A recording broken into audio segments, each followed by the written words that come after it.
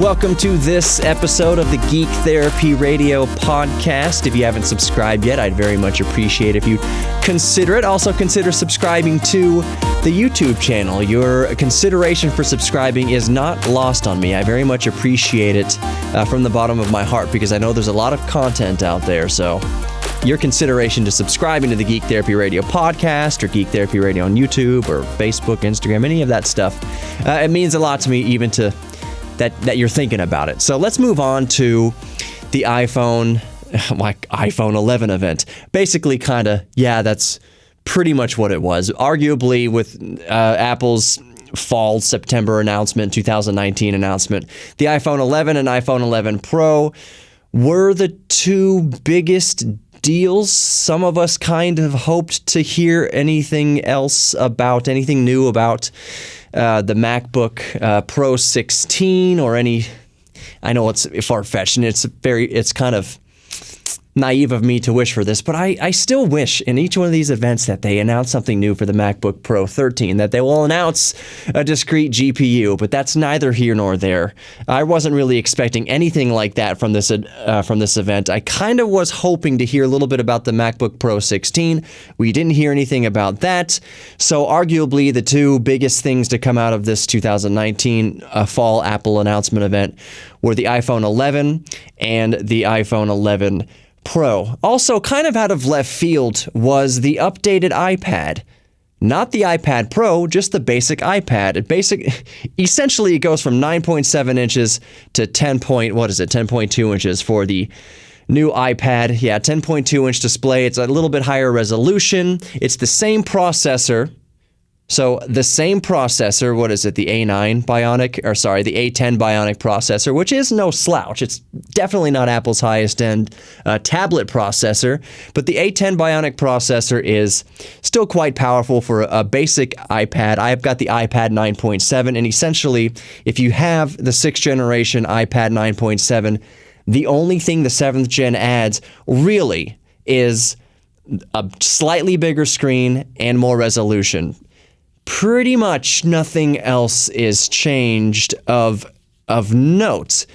So my takeaway about the iPad is that if you already have a 9.7-inch iPad, 6th gen iPad, for me personally, just in my personal opinion, there's nothing there with the new iPad 10.2-inch starter iPad for me to get excited about. I have no plans on upgrading my 9.7 6th gen to a 10.2 7th gen iPad.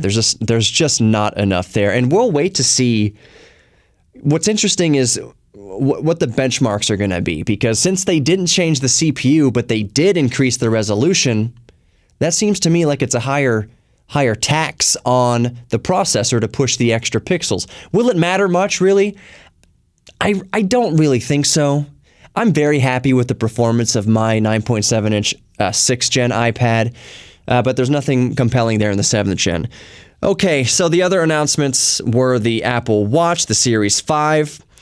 Gets an always-on display, and it really doesn't look much different than last year's. There's some other extra tricks up its sleeve. It starts at $399 or $599 for the GPS plus LTE model. So the basic just GPS model is $399 up to $500 for when you add LTE.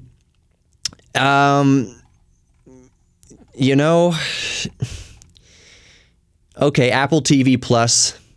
Apple TV, as it's the membership is $5 or something like that a month. Starts at $5 a month. Yeah, $4.99 a month. It comes with a new show featuring Jason Momoa. It's hard for me to get excited about that, and that's kind of the point with all of this. And I'll move on to the phones in a minute. Nothing in this event was exciting or groundbreaking. They were just kind of iterative updates and announcements. So the update to the iPad I just talked about was barely an update at all. The iPhone 11, the big takeaway from there are the cameras, and the iPhone 11 Pro has even more cameras. That's not enough. That's not enough to get excited about. And it sounds weird to say this because I know the engineers over there at Apple they put a lot of time and effort and energy into coming out with these new products, but cameras, yes, it gets a new processor, and it's going to, of course, be faster and snappier, the iPhone 11 and iPhone 11 Pro.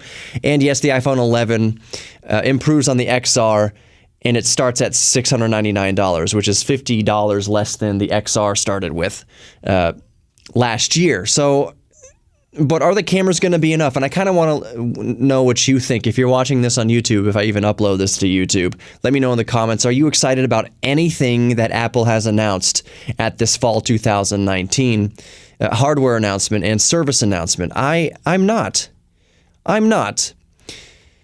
The new chip in the iPhone 11, by the way, is the new A13 Bionic processor and GPU. So there's no doubt that this thing is going to be a benchmark destroyer. The 3 cameras are capable of shooting in 4K at 60 frames per second. It has a new selfie mode, like I think they're calling it Slowfie. Slow motion selfie. Okay, wonderful. There's software things added to this. Since there was no announcement with the MacBook Pro 16, I, in my personal opinion, was not floored by this fall 2019 announcement list. And let me tell you why I don't want to say it bugs me. You can't talk about Apple in a podcast or on YouTube or anything like that without getting flack from almost all sides.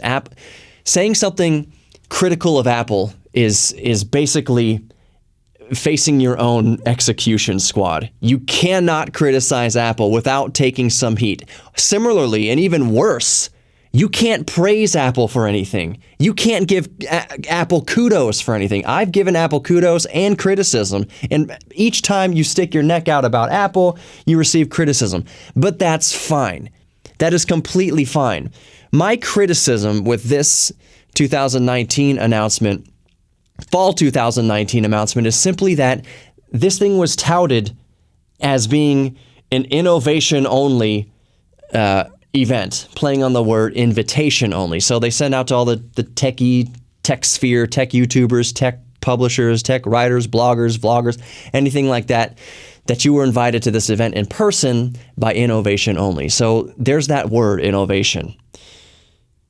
Was anything that we saw in the 2019 fall Apple announcement lineup innovative? Are the cameras on the new iPhone 11 innovative? Google Pixel has been innovating the cameras for years now. All of their competitors have been innovating their cameras with cameras that have been just as good, if not better, than the iPhone 11 cameras will turn out to be. And again, I'm not saying that the iPhone 11 cameras are going to be bad at all. Absolutely not. They're going to be great. But we've had great cameras from other competitors for years before this. It's not innovation. It's innovation within the Apple ecosystem. And perhaps that's who they're talking to. Perhaps that's their demographic. They're trying to get all riled up with this. Oh, the innovation of Apple. Yeah, if you've only had Apple products for the past 10 years, that's it. Then yes, this would be innovation for you if you've had nothing but iPhones the entire time. This will be innovation if you've had nothing but iPads the entire time. But if you've had any device from any competitive manufacturer like Samsung, which I'm recording this video on right now, Samsung is not without their criticisms as well. I used to absolutely just blindly love Samsung, not quite, but they took Pro Video Mode away from their built-in camera app. Yes, I know there's third-party apps that give you access to ISO and shutter speed and various aspects like that, but it used to be built into Samsung's own camera app for the Note 9 and the S9 and the S9 Plus, what have you. So Pro Video Mode is gone. They took it away, and there's no word that they'll ever bring it back. They say they might bring it back maybe when you upgrade to Android 10. We'll see what happens there, but it's been gone for almost 2 years now, a year and a half at least. And I relied on Pro Video Mode for Samsung. So Samsung is not without its criticisms. Apple is not without its criticisms as well. It's not innovative. And again, this sounds weird to be saying that because engineers toil day in and day out to bring these updates. So like health updates and heart rate monitoring updates to the Apple Watch that actually saves lives. That's really cool. heart rate monitoring and making emergency calls from a watch, I've got a Samsung Gear S2 on right now. So yes, maybe Apple has kind of taken it a step further, but they have not innovated in that regard. There's been smartwatches well before the Apple Watch ever came out. There's been smartwatches before the Samsung Galaxy Wear watches ever came out. Remember the Pebble? I friggin' loved the Pebble. I was very sad when Pebble got bought out and Pebble went away. It sucked. But smartwatches have been out for a while. Apple hasn't innovated there. I would say the last, and we'll start wrapping this up here if you haven't gotten my sentiment already, which you have. Apple used to innovate. They were very innovative. What is the last thing, in my opinion, the last innovative thing they made probably was the original iPhone. That absolutely changed the world. And even then, it wasn't that they took anything brand new. They just combined two things. Their own iPod, which wasn't innovative at all. Their MP3 players before the iPod, they just made it sexy. Their BlackBerry phones that could access email and do all sorts of things. So smartphones, quote unquote, technically existed. It's just Apple took the BlackBerry and the iPod, made it one thing and a touch interface. Is that innovative, taking two technologies that exist and putting it together? I would say that was, at the time, innovative. It changed the world. It changed the world of how we talk to each other. It arguably changed the world of social media. Now you had Facebook on your friggin' phone and cameras on your phone that you could take selfies and interact with people 1,000 miles away, halfway around the world. Yes, the iPhone changed the way that we communicate with each other on a grand scale. I can't think of anything since the iPhone that was truly groundbreaking to come from Apple. Again, if you're watching this on YouTube, let me know what you think Apple has done to innovate since then. Any truly groundbreaking products. I can't think of one off the top of my head. I really can't. Tablets have gone back to maybe the early 90s. Apple's really good at taking stuff that exists and making it sexy and marketing it very, very well. Also, the side effect of having their iron vice grip on their software ecosystem makes things run relatively smoothly compared to Windows or Android or what have you. I have no problem with Windows. I know my way around any glitches I come across, but that's just because I've been using Windows for, 20 years, 25 years at least now. So, yes, there are little bugs and nitpicks with Windows 10, but I was just going to say, on the flip side of Apple's iron-fisted hold on their ecosystem, that means that, yes, you do have less viruses, not no viruses. You have less viruses, usually less glitches on the whole. It's a smoother experience. It's very glossy. It's very snappy. So they do have something there, but at what price? The price, at least for tablets, one reason why I both love and hate my iPad compared to my Android tablets is that iPads, up until new iPad OS that's coming out, the file system, it was terrible. They're touting it as a desktop or as a laptop replacement, but the file system for iPads is horrific. It absolutely was horrible. You couldn't do real laptop type of work on an iPad. Not really. You get what I'm saying? Not really. Yes and no. Could you doodle on things and do some like drafting work and things like that and type Office emails and type in Microsoft Word, type papers, do all sorts of things like that? Yeah, sure you could. Could you do light video editing on very stripped down apps? Yes, sure you could. But could you do real laptop work, like real Mac OS, real Windows 10 type work on an iPad? Absolutely freaking not. I don't care how they tried to market it to us. You couldn't do that. All right, so this podcast has gone on long enough. Basically, I recapped briefly, just very briefly, generally, what went on with the 2019 Fall Apple announcement event today, my opinion of it, but that's what I get to do on a podcast. That is this format. I get to speak my mind on it. This is not my Saturday night radio broadcast show where I got to keep things tight and concise. This is not like other YouTube videos I might put up here where it's very tight and concise. By the way, stay tuned for my Game Boy Color retrospective, I guess you could call it. It takes a lot of work. It's very concise. It's very It's detailed as it needs to be. It's as concise as it needs to be. But with the podcast, you know what? I'm free to just ramble on about what's on my geek heart.